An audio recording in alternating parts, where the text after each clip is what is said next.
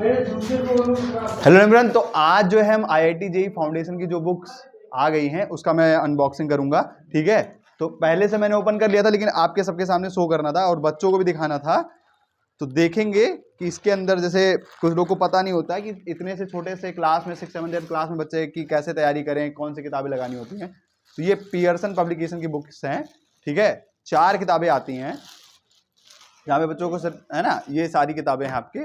तो इसमें जो है पहला एक IIT JEE फाउंडेशन का जो फिजिक्स का बुक है, ये पियर्सन का है।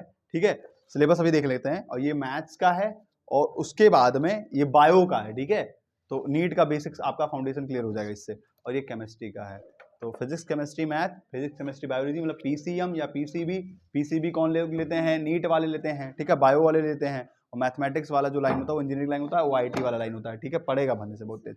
तो सुन लो, सबसे पहले मैथ्स के सिलेबस में जो है आपका दिया है। ठीक है, मैथ्स के जो सिलेबस में आपका दिया हुआ है, देखो रियल नंबर। ठीक है, रियल नंबर सबके किताबों में होता है, वास्तविक संख्या में बोलते हैं। उसके बाद सेकंड वाला chapter square and square root है। ठीक है, फिर परसेंटेज है, रेशियो, प्रपोर्शन एंड वेरिएशन। ठीक है, ICSE सिलेबस के हिसाब से भी है ये। Simple interest and compound interest है, टाइम एंड डिस्टेंस है, time and work, pipe and cisterns है, इंडिसेस है, मतलब वही पावर वाला आपका है। पॉलिनोमियल, LCM HCF है, लीनियर इक्वेशन है, सेट्स है, सेट्स तुम्हारे में दिया हुआ है। फिर ज्योमेट्री है, फिर मेंसुरेशन है और स्टैटिक्स है, कुछ फॉर्मूले हैं। उसके बाद में आपका फिजिक्स के अंदर जो सिलेबस है, ठीक है, मेजरमेंट, पहले क्या है मेजरमेंट, फिर क्या है दूसरा काइनेमेटिक्स है, तीसरा डायनेमिक्स है, चौथा हाइड्रोस्टैटिक्स है, पांचवा वेव मोशन है, उसके बाद छठा आपका हीट, लाइट, और उसके बाद इलेक्ट्रिसिटी, मैग्नेटिज्म, इलेक्ट्रोमैग्नेटिज्म और सोर्सेज ऑफ एनर्जी है। और केमिस्ट्री का सिलेबस देख लो फटाफट। एटॉमिक स्ट्रक्चर है, फिर दूसरा है क्लासिफिकेशन ऑफ मैटर, थर्ड है लैंग्वेज ऑफ केमिस्ट्री, और उसके बाद एयर और ऑक्सीजन है, फिर पांचवा है वाटर सोल्यूशन सॉल्युबिलिटी, फिर कार्बन एंड कंपाउंड है, उसके बाद में some important elements and their compounds है। ये आपके कुछ चैप्टर्स हो गए। बायो का भी मैं देख लेता हूं फटाक से। ठीक है, तो सेल है, cells the basic unit of life, फिर उसके बाद में टिश्यूज के बारे में, फिर क्लासिफिकेशन ऑफ लिविंग ऑर्गेनिजम्स है, फिर रिप्रोडक्शन एनिमल एंड प्लांट्स है, उसके बाद में माइक्रो ऑर्गेनिजम्स हैं, फिर इकोसिस्टम में बायोडाइवर्सिटी है, फिर food and production and management है।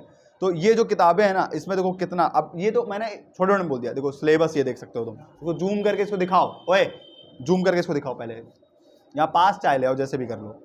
ठीक है, तो अब सेल में तुम्हारा कह सकते हो basic unit of life, cell division और सिग्निफिकेंस ऑफ सेल डिवीजन है, तो उसके अंदर इतने सारे पार्ट है। फिर टिश्यू के अंदर है आपका है plant tissue, animal tissue, body movement, skeletal, 4 chapter लगे हुए।